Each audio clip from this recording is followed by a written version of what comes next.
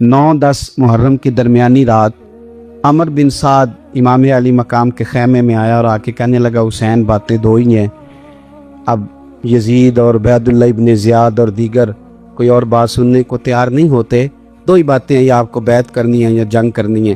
तो इमाम अली मकाम फरमाने लगे कि मुझे एक रात की मोहलत दे दो, एक रात की मोहलत, सवेरे बताऊंगा क्या करना है। 9-10 की दरमियानी रात अमर बिन साद ने कहा ठीक है, मैं सवेरे आ जाऊंगा।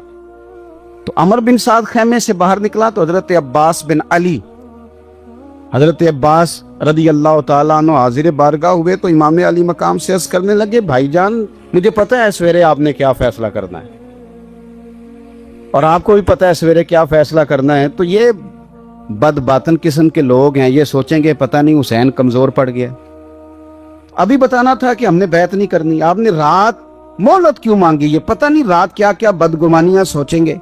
फैसला तो सवेरे भी वही होना है और अब भी वही होना है कि हम यजीद की बैत करने को तैयार नहीं है, तो आप ये भी बात कर देते। तो इमाम हुसैन फरमाने लगे, अब्बास तेरा क्या ख्याल है, मैंने सोचने के लिए टाइम लिया है, तेरा क्या ख्याल है कि मैंने कोई नए राह तलाश करनी है, कोई मुझे और किसी फौज के पहुंच जाने की उम्मीद है। कहा नहीं, मुझे कुछ भी नहीं करना, ना कुछ सोचना है, फैसला भी वही है जिसका तुझे पता है, लेकिन भाई ये आखिरी रात बची है, कल हुसैन दुनिया से जाएगा, आखिरी रात बची है, दिल करता है कि आज की रात ना मैं रज रज के अपने रब को सजदे करूं, मैं जी भर के उसकी इबादत करूं, ये पेशानी उसके हुजूर नाज झुके। और यार हुसैन इब्ने अली तो एक रात बकायदा बचाए कि मैंने अल्लाह के हुजूर हाजिरी देनी है और तू सारी रातें ज़ाया कर देता है। वतन छोड़ना है हुसैन को। इमाम अली मकाम ने कहा कि हिजरत की थी ना, हुजूर ने भी वतन छोड़ा था। दूर खड़े हैं नाना तेरे करम के खजीने की खैर हो, मैं जा रहा हूँ तेरे मदीने की खैर हो। फिर हुसैन इब्ने अली वहाँ से निकले, बच्चे साथ, डटना पड़ा, भूख प्यास, बच्चों का साथ, फिर बच्चों की शहादतें, ये सारी चीज़ें इंसान को कमज़ोर कर देती हैं ना, लेकिन जिसकी शान बड़ी होती है उसकी आजमाइश भी बड़ी होती है। छोटी छोटी बातों से घबरा जाने वाली उम्मत, जरा जरा सी बात पर परेशान हो जाने वाले लोग, लड़खड़ाते कदम, उलझे ख्यालात, बेचैनियां, बेकरारियां, बहते आंसू और हर वक्त मजलूमियत का इजहार करती कौम अगर अपने कदमों पे खड़ा होना चाहती है, उम्मत अगर फिर से उम्मत साजी चाहती है, उम्मत अगर खड़े होके और अल्लाह की अता पर राजी रहकर अपनी जिंदगी गुजारना चाहती है, एक ही फार्मूला है, इस कौम को इमाम हुसैन की सीरत से आगाह कर दो, इस उम्मत को नबी पाक के शानों वाले नवासे की अजमतें बता दो। ये जो लोग सहमे सहमे, डरे डरे से, परेशान से, कमजोर से, गरीबी की बात करते, देहाती होने की बात करते, सहमी सहमी बातें करते, इन्हें कहो डरो ना। वो देखो परदेश में हुसैन इब्ने अली थोड़ी देर पहले हजरत अली अकबर की लाश मुबारक उठा के लाए हैं और ला करके खैमे में रखी है, लेकिन उन्हें पता है कल भी तो जाना है ना, उन्हें पता है ना कितने कुछ साल जीना है, बिल आखिर जाना तो है ना। जिस धज से कोई मक्तल में गया वो शान सलामत रहती है, इस जान की कोई बात नहीं, ये जान तो आनी जानी है, मौत बिस्तर पे भी आ जाया करती है, लेकिन जो मैदानों में डट के रहते हैं उनको तारीख जरा जिंदा रखा करती है। कमजोर जिंदगी ना गुजारो, डरी हुई जिंदगी ना गुजारो, और ये कभी ना कहो हाय हुसैन। हम हाय हुसैन वाले नहीं, हम वाह हुसैन वाले हैं। हमारे बुजुर्गों ने हमें यह सबक दिया है, हमने कहना वाह हुसैन।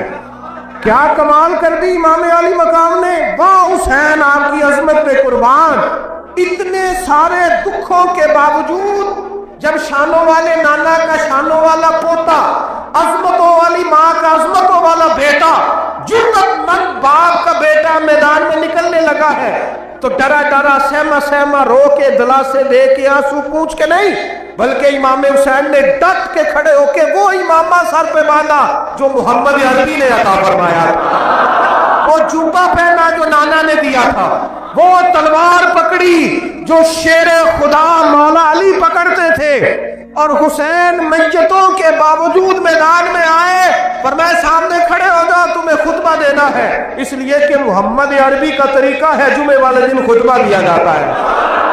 پورے وثوق سے اتمام حجت کیا۔ اور حسین ابن علی ایسے تو نہیں تھے کہ ڈرے بڑا تھے تو ان سے تلوار نہیں چلی، انہوں نے تلوار چلائی، جو ایک ایک دو دو کر کے آتے رہے وہ کٹتے رہے، وہ کٹتے رہے۔ پھر آواز ایک گونجی پیچھے سے، وہ اکیلے اکیلے کیوں جاتے ہو؟ تمہیں پتہ ہے علی کا بیٹا ہے؟ علی کا گھر تو وہ گھر ہے کہ جس گھر کا ہر ایک بچہ جسے دیکھو وہی شیر خدا معلوم ہوتا ہے۔ اکیلے اکیلے جاؤ گے تو تم چہرے کی روشنی نہیں دیکھ رہے، آنکھوں کی سرخی نہیں دیکھ رہے، مزاج کا بلبلہ نہیں دیکھ رہے، طبیعت کا باغپن نہیں دیکھ رہے، اور جوانی میں شہادت کی لذت سے آشنا محمد کا نواسا نہیں دیکھ رہے۔ ذرا مل کے جاؤ، ہاں ہاں حسین ابن علی شہید ہوئے ہیں پر شان و شوکت کے ساتھ، ہاں ہاں حسین ابن علی دنیا سے تشریف لے گئے ہیں پر عزت وقار اور عظمت کے ساتھ۔ ہاں حسین ابن علی کا سر کٹا ہے، مخالف نے تو اپنی طرف سے نیزے کی نوک پہ چڑھایا تھا، پر حسین کا سر بول بول کے کہہ رہا تھا دیکھ لو میں کٹ بھی گیا ہوں پھر بھی سب سے اونچا ہوں، وہ دیکھو میں سب سے اونچا ہوں، سب سے اونچا ہوں میں۔ اے حسین ابن علی، نازش آل نبی تم پر سلام، اے حسین ابن علی تم پر سلام، نازش آل نبی تم پر سلام۔ کسی نے ایک بات کی تھی، اس نے حد کر دی، اس نے کہا مورخ تو کتنا کو لکھے گا، خطیب تو کتنا کو واعظ کرے گا، او مصنف تو حسین ابن علی کی شان میں کہاں تک بات کرے گا؟ تو میرے امام کا باکپن، ان کی جرت، ان کی طاقت، ان کی ہمت، ان کا کمال، ان کا صبر، ان کی استقامت، ان کا حوصلہ، ان کی جواں مردی، ان کی ہمت کتنی کو بیان کرے گا؟ تو رہنے دے۔ اس نے کہا پھر کیوں رہنے دوں؟ کہنے لگے حسین ابن علی کی شان رفعت کوئی کیا جانے، یہ حسن جانے۔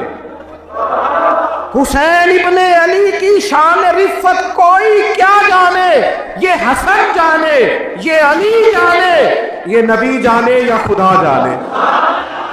ہماری طاقت نہیں ہے کہ ہم امام علی مقام کی عظمت کو بیان کر، بس چپ کر میرے علی، ایتھے جا نہیں ہو۔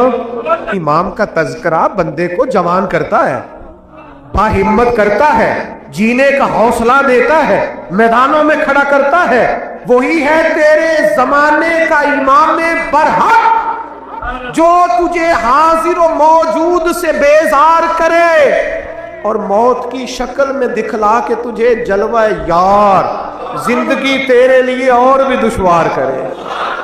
اور پلٹنا، جھپٹنا، جھپٹ کر پلٹنا، یہ لہو گرم رکھنے کا ہے ایک بہانہ۔ لہذا طاقتور بنو، باہمت بنو، کربلا کے واقعے سے طاقت حاصل کرو۔ پھر کہتا ہوں ہم ہائے حسین والے نہیں، ہم تو واہ حسین والے ہیں۔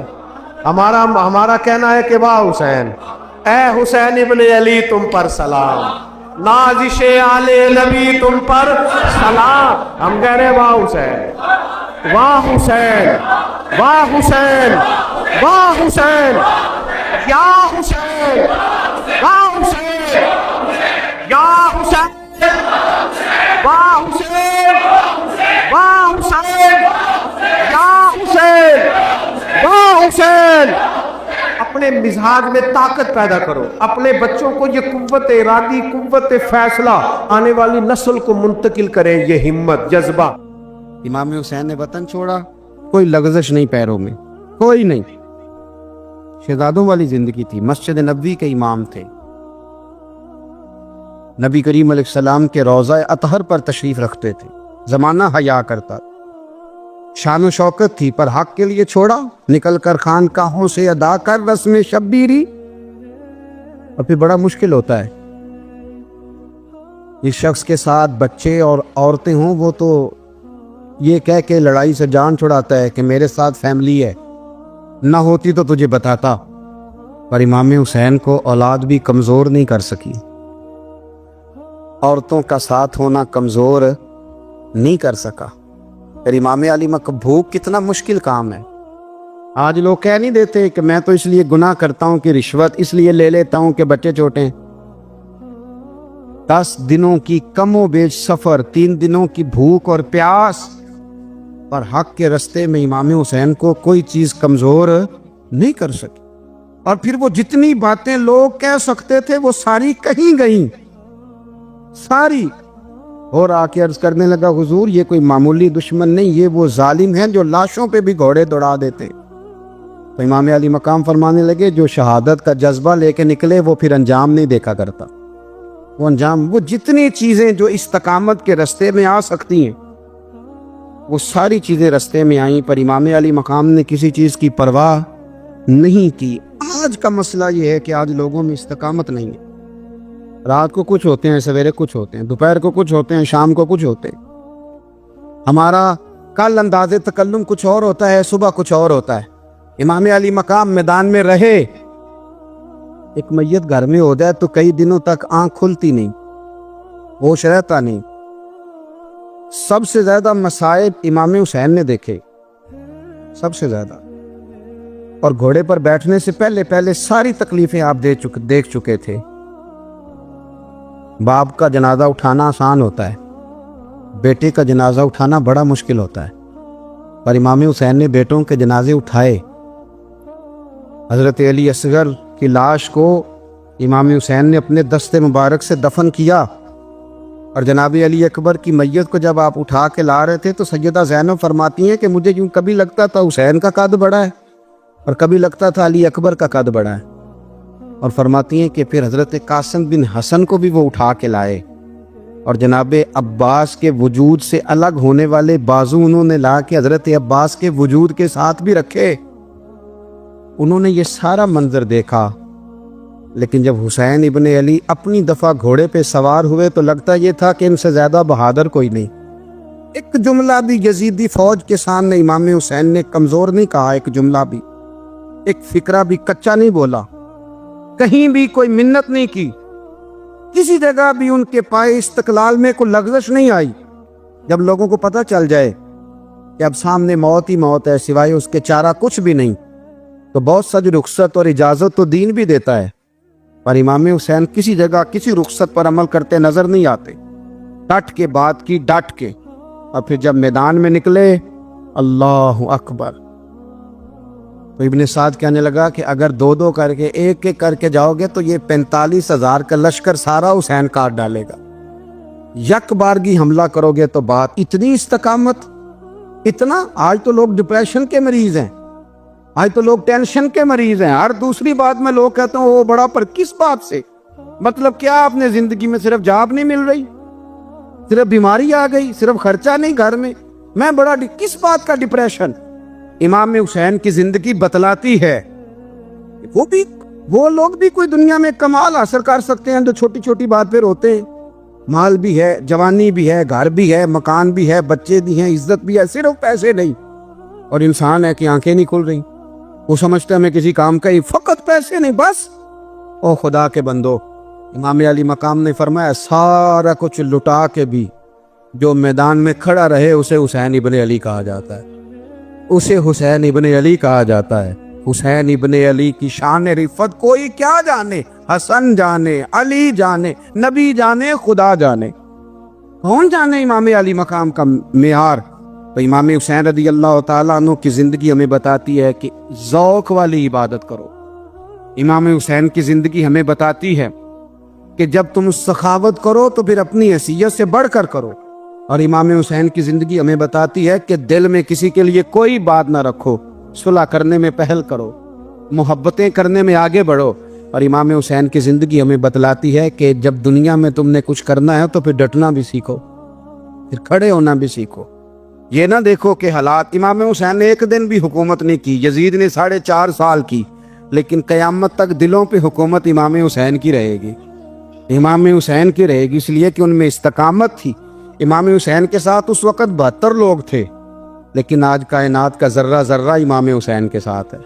میں اکثر گزارش کرتا ہوں دوستوں سے، میں کہتا ہوں کربلا کا واقعہ کوئی حادثاتی نہیں ہے، اس کے پیچھے پوری ایک لاجک ہے، اس کے پیچھے پورا ایک فلسفہ ہے. ऐसे ही कोई आदमी 3 दिन भूखा प्यासा रह सकता है? किसी आदमी को सुबह उसने खाना खाया और शाम तक खाना ना मिले तो टांगे कांपती हैं। रमज़ान मुबारक में इबादत की नीयत से रोज़ा रखने वाले भी शाम को बड़े परेशान हो जाते, और मुसलसल 3 दिन खाना ना खाया जाए और पानी ना पिया जाए, और हाल ये है कि वही आदमी तलवार लेके मैदान में निकले और उसकी हालत ये हो कि लोग उसके आगे दौड़ना शुरू कर दें। हजारों की फौजें ताब ना ला सके। अली का घर भी वो घर है कि जिस घर का हर एक बच्चा जिसे देखो वही शेरे खुदा मालूम होता है। ये कोई आसान है? इसके पीछे पूरी एक इसके पीछे फलसफा है। इमाम राजी की तफसीर कबीर देखिएगा। इमाम राजी कहते हैं कि सैयदा फातिमा ज़हरा रदी अल्लाह ताला अन्हा के दोनों शहजादे हसनैन करीमैन बीमार हो गए तो सैयदा ने मन्नत मांगी कि बच्चों को शिफा होगी तो 3 रोज़े रखूंगी। शिफा हो गई, रोज़े भी रख लिए। और जब मौला अली शेर खुदा रोज़ा रखने के लिए बेदार हुए, सैयदा फातिमा ज़हरा बेदार हुई तो इमाम हसन और हुसैन भी उठ गए। 7-8 साल की उम्र। अम्मा जी हमने भी रखना है। सुबह खजूर और दूध से रोज़ा रख लिया गया। ऐन इफ्तारी के वक्त मौला अली कहते हैं फाके चल रहे थे, कहीं से मैं जौं लाया थोड़े से। सैयदा फातिमा ज़हरा ने पीस कर रोटियां पकाई। वो वक्त जो बड़ा मुश्किल होता है इफ्तार का, कहते हैं उस वक्त जब खाने के लिए बिल्कुल हाथ आगे बढ़ने लगे और उम्मीद थी कि अभी सैयदना बिलाल अल्लाहु अकबर कहेंगे तो रोज़ा खुलेगा, लेकिन अभी चंद ही मिनट रहते थे कि दरवाजे पर एक फ़कीर ने सदा दी। कहने लगा सारे मदीने के दरवाजे खटखटा आया हूँ, कहत है फाका है, ए रसूलुल्लाह के ख़ानदान वालों, मैं यतीम हूँ। किसी ने बताया है कि और कोई दरवाज़ा खुले ना खुले, सैयदा का दरवाज़ा तेरे लिए ज़रूर खुलेगा। क्या यतीम को रोटी मिलेगी? तो हज़रत मौला अली ने बच्चों की तरफ देखा ही था कि इमाम हसन सारी रोटियां जाके दरवाजे पे दे आए। खजूर और पानी से इफ्तार हो गया। सुबह फिर खजूर और दूध से रोज़ा रखा। इमाम राजी कहते हैं ऐन वो वक्त जब इफ्तार का टाइम आया तो फिर दरवाजे पे किसी ने सदा दी। कहा रसूलुल्लाह के ख़ानदान वालों, मैं मिस्कीन हूँ, रात से रोटी खाई है, न सुबह खा सका न दोपहर। किसी ने बताया है कि इस दरवाजे से खाली कोई नहीं जाता। इमाम हसन ने फिर सारा लंगर उठाया और फिर जाके दे दिया। तीसरा दिन फिर हुआ। मुझे लगता है कि जब इफ्तार का टाइम आया होगा ना तो ये खुद ही सारे दरवाजे पे देखते होंगे, ये कोई आया नहीं लेने वाला अभी तक। लगता है कि नजरें दरवाजे पे थी। ऐन इफ्तार के वक्त 3 रोटियां जब जौं की पक के आई, एक भिखारी ने सदा दी। कहने लगा मैं कैदी हूं, आज ही कैद से रिहाई मिली है। पहले दिन किसी के दरवाजे पे सदा मिली है, दी है रोटी मिलेगी। इमाम हसन वो खाना दे के वापिस लौटे। खजूर और पानी से इफ्तार हुआ और जैसे ही मस्जिद नबी में तीनों बाप बेटा नमाज पढ़ने गए तो मौला अली कहते मुझे बताना नहीं पड़ा। रसूल करीम ने मेरी तरफ देख के फरमाया, अली तेरा, फातिमा का, हसन और हुसैन का 3 दिन वाला अमल खुदा को भी बड़ा पसंद आया है और मोहम्मद मुस्तफ़ा को भी बड़ा पसंद आया, बड़ा पसंदीदा अमल। मैं कहता हूँ कि हजरत फातिमा ने ना उनकी तरबियत पहले ही कर दी थी। 3 दिन बगैर इफ्तार के रोज़ा रखने की वो ट्रेनिंग घर से हो चुकी थी। अब मैदान करबला में 3 दिन भूखा प्यासा रहना उनके लिए मुश्किल नहीं था। वो तो उन बच्चों के लिए मुश्किल होता है जो खाना देर से पकने से बर्तन तोड़ने शुरू कर देते। वो बच्चे ब्लैकमेल होते हैं जिनको एक वक्त उनके पसंद का खाना ना मिले तो वो घर में जो है वो उधम शुरू कर देते हैं। जिनकी माँ ने आदत डाली हो कि बेटा 3 दिन भूखे प्यासे रहना हुआ तो रह लेना, लेकिन किसी भी बातिल के साथ कंप्रोमाइज ना करना, उनके लिए इतना मुश्किल नहीं था। इनकी तरबियत हुई, इनकी ट्रेनिंग हुई, फिर अल्लाह ने इनकी सीरत में रंग भरे, इनके किरदार में हुस्न आया, वकार आया। हजरत अमीर माविया रदी अल्लाह ताला अन्हु ने एक शख्स को भेजा मदीना मुनव्वरा शाम से, तो उसने कहा मैंने इमाम हुसैन से मिलना है, तारुफ क्या है? जनाब अमीर माविया फरमाने लगे मस्जिद नबी में जाना जिसके गिर्द लोग सबसे ज्यादा अदब से बैठे हों और जिसकी बातें सबसे ज्यादा मीठी हों और जिसकी नजरें सबसे ज्यादा झुकी हों और जिसके चेहरे पर तुम्हें सबसे ज्यादा वकार नजर आए, वही अली के बेटे हुसैन होंगे। जो सबसे ज्यादा तुम्हें वहां माहौल के अंदर जो शख्स नजर आए पूछने की जरूरत नहीं पड़ेगी। वो शख्स कहता मैं मदीने आया तो मैंने वाकई एक शख्स को देखा, शहद के गिर्द मक्खियों का इतना हुजूम नहीं होता जितना इमाम हुसैन के गिर्द रसूलुल्लाह के गुलामों का हुजूम था। लेकिन नजरें झुकी हुई, बातें मीठी, लहजा गुदाज गुदाज, लफ्जों में रानाई, और लोग कई बातें पूछते तो अली के साहिबजादे एक आध जुमला बोलते तो लगता ये कि वो जुमला सीधा दिल में उतरता चला जाता है। इमाम अली मकाम के किरदार में ना कुछ बातें बड़ी ज्यादा थी, बहुत ज्यादा थी, बड़ा हुस्न था। एक बात तो ये थी इमाम हुसैन रदी अल्लाह ताला अन्हु का इल्म फजल बड़ा कमाल का था। इमाम हुसैन के इल्म से फजल से लोग फैज उठाते थे। फिर उसके साथ साथ इमाम हुसैन का ज़ौक़े इबादत बड़ा शानदार था, बड़ा ज़बरदस्त ज़ौक़े। अल्लामा जौज़ी ने लिखा है वकान अल हुसैन रदी अल्लाह ताला अन्हु फादिलन कसीर सौमे व सलाते वल हज्जे व सदकाते व अफ़आलिल खैर जमीया। आप फरमाते हैं कि इमाम हुसैन ज़्यादा नमाजें पढ़ने वाले थे, कसरत से सजदे करने वाले, कसरत से रोज़े रखने वाले, ज़्यादा हज करने वाले, और इमाम हुसैन सदका देने वाले और नेकी के कामों में शिद्दत करने वाले। इमाम हुसैन का जो ज़ौक़े इबादत था वो इतना शानदार था कि आप फर्द नमाज के अलावा रोज़ाना 100 रकत नमाज नफल अदा फरमाया करते। और इमाम हुसैन फरमाते ज़िंदगी में कभी ऐसा नहीं हुआ कि 3 दिन गुजर गए और हुसैन का कुरान पाक ख़त्म ना हुआ। 25 हज किए इमाम हुसैन ने मदीना मुनव्वरा से मक्का मुकरमा पैदल जाके, 25 हज। अब तो निस्बत वाले लोगों को इबादत की ज़रूरत नहीं ना, इल्ला माशाअल्लाह, कहते हैं निस्बत बड़ी है। भाई जिनकी निस्बत इतनी ख़ास थी कि हुजूर ने फरमाया ये फातिमा के नहीं मेरे बेटे हैं, उनका तो हाल ये है कि फ़र्ज के अलावा 100 नफल 3 दिन से पहले ख़त्मे कुरान पाक, 25 हज फरमाए। तू किस निस्बत की बात करता है? ये निस्बतें तो हैं जो इंसान को इबादत के करीब करती हैं। लोगों ने मेयार ही बदल दिया है।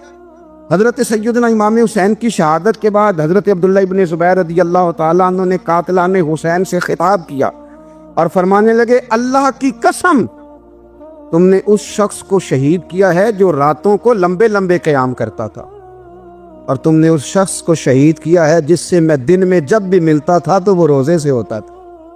तुमने उस शख्स को शहीद किया जो कायमुल लैल था, साइमुद दहर था, उस शख्स को तुमने शहीद किया। आपको पता है मैदान करबला में जब 9 मुहर्रम को इब्ने साद ने इमाम हुसैन से कहा कि जंग करो, अगर यजीद की बैत नहीं करनी तो इमाम हुसैन ने फरमाया एक रात की मोहलत दे दो, एक रात की मोहलत दे दो। हजरत इमाम ज़ैनुल आबिदीन कहते हैं मैंने अपने वालिद गिरामी से अर्ज़ की कि अब्बा जी आप जिहाद से दूर जाने वाले तो हैं नहीं, आप तो जिहाद से प्यार करने वाले, और ये भी पता है मुझे कि ये जंग अब हो के रहेगी, तो एक रात की मोहलत देने का माना क्या है? भाई कल भी लड़ना है और रात भी लड़ना है, तो अब्बा जी एक रात की मोहलत। तो सैयदना इमाम हुसैन रदी अल्लाह ताला अन्हु फरमाने लगे बेटा रात की मोहलत इसलिए ली है कि मैं आज रात खुल के अपने रब की इबादत कर लूँ, मैं इस्तिग़फ़ार कर लूँ, मैं लंबे सजदे करूँ। और कहा ज़ैनुल आबिदीन तो जानता है ना कि मुझे नमाज से, तिलावत से, दुआ से और इस्तिग़फ़ार से बड़ा प्यार है। नमाज से मुझे प्यार है, दुआ से मुझे प्यार है, इस्तिग़फ़ार से मुझे प्यार है। फरमाया बेटा मैंने इसलिए नहीं कि मैं चाहता हूँ एक रात और दुनिया में रहूं। तो इमाम ज़ैनुल आबिदीन फरमाते इमाम अली मकाम ने सजदे पहले भी बड़े किए, पर 9-10 की दरमियानी रात जो उनके सजदे थे वो मैंने कभी नहीं देखे। फरमाते हैं तयम्मुम के साथ वो रात की जो इबादतों का रंग था वो मैंने कभी नहीं देखा। इमाम अली मकाम का इबादत का ज़ौक़ था, शौक़ था, लज्जत थी। आप यकीन करें ऐसे ऐसे अजीब बहाने हम लोगों कहते मेरा नमाज में दिल नहीं लगता, तो मैं कहता हूँ तेरा गपशप में किस तरह लगता है, तेरा मोबाइल पे कैसे लगता है भाई? ये तो भाई ज़ौक़ की बात है। इमाम हुसैन कहते हैं मुझे कुरान पाक से प्यार है, मुझे तिलावत से प्यार है, मुझे दुआ से प्यार है, मुझे इस्तिग़फ़ार से प्यार। भाई जिसको जिस चीज़ से प्यार होगा दिल लग जाएगा। हमने कभी प्यार किया ही नहीं इससे, जिन चीज़ों से प्यार है वहाँ दिल लग जाता है। ये एक बहाना है, वरना कसरत से इबादत करना, ज़ौक़ पैदा करना, ये तो अहलुल्लाह का तरीका है। वल्लज़ीना यबीतूना लिरब्बिहिम सुज्जदम व क़यामा, रब के बंदों की अलामत ये है कि वो रातें सजदे और क़याम में गुजार देते हैं। तो इमाम हुसैन की सीरत का कमाल है कि ज़ौक़ इबादत रखते थे। दूसरी बात जो इमाम अली मकाम की सीरत में बड़ी शानदार है वो ये है कि सखी बड़े थे। एक कौल सुनाना है आपको इमाम हुसैन का, और ख्वाहिश मेरी ये है कि मेरे हाज़रीन और नाज़रीन इस कौल को रट्टा लगा के याद करें, इस कौल को इंशाअल्लाह। ये कौल जो इमाम हुसैन का है ना जी, ये जिस दिन मुझे मिला था ना तो मैंने भी रट्टा लगा के याद किया था, और मेरे पास जितनी डायरियां हैं शायद मैंने सब में लिखा है। इमाम अली मकाम रदी अल्लाह ताला अन्हु फरमाते थे, अल्लाह की रज़ा के लिए किसी शख्स की एक हाजत पूरी कर देना 1 महीना मस्जिद में एतिकाफ करने से ज्यादा दर्जा रखता है। एक बंदे की एक हाजत पूरी कर देना 1 महीना पूरा मस्जिद में एतिकाफ करने से ज्यादा दर्जा रखता है। खुदा के बंदे तो हैं हजारों और बनू में फिरते हैं मारे मारे, मैं उसका बंदा बनूंगा जिसको खुदा के बंदों से प्यार होगा। किसी बंदे की एक हाजत पूरी करना 1 महीना इतिकाफ में बैठने से ज्यादा अफजल है। इसीलिए तो मेरे हबीब करीम अलैहिस्सलाम ने फरमाया, तो रब के बंदों की हाजतें पूरी करने में लग जा, रब तेरी हाजतें पूरी फरमा देगा। इमाम अली मकाम फरमाते थे, एक हाजत किसी की पूरी करो। हजरत जनाब सैयदा ज़ैनब बिनते अबी राफे कहती हैं कि सैयदा फातिमा ज़हरा ना एक दिन अपने दोनों शहजादों को लेके, जब हुजूर की तबीयत मुबारक बज़ाहिर अलील थी जिसमें हुजूर का विसाल हुआ, दोनों शहजादे लेके सैयदा फातिमा नबी करीम की बारगाह में गई। कहने लगी, या रसूलल्लाह मेरे बच्चों को कुछ दीजिए। सैयदा पाक तो हुजूर उठ के बैठ गए, इस कंधे से इमाम हसन को लगाया और इससे इमाम हुसैन को लगाया और फरमाया, फातिमा ये जो मेरा हसन है ना, इसको मैं अपनी हैबत और सरदारी देता हूँ, और फरमाया ये जो मेरा हुसैन है ना, हुसैन को मैं अपनी जुर्रत और सखावत देता हूँ। मेरा हुसैन जुर्रतमंद होगा और सखी होगा। दाता गांज बख्श अली हजवेरी, इमामुल औलिया, सैयदुल असफिया, दाता साहब कश्फुल माजूम में फरमाते हैं, एक दिन ना इमाम हुसैन के पास एक शख्स आया बड़ी दूर से कुछ मांगने का, हुजूर कुछ दीजिए। वो शख्स कहता है कि मेरा ज़र्फ ये था कि 4-5 दिनार मिलेंगे। तो इमाम हुसैन फरमाने लगे, थोड़ी देर बैठ जा, रिज़्क आ रहा है। तो इमाम हुसैन को हुकूमत वक्त की तरफ से ना 5 थैलियां मिली, जिसमें एक थैली में 500 अशरफियां थी।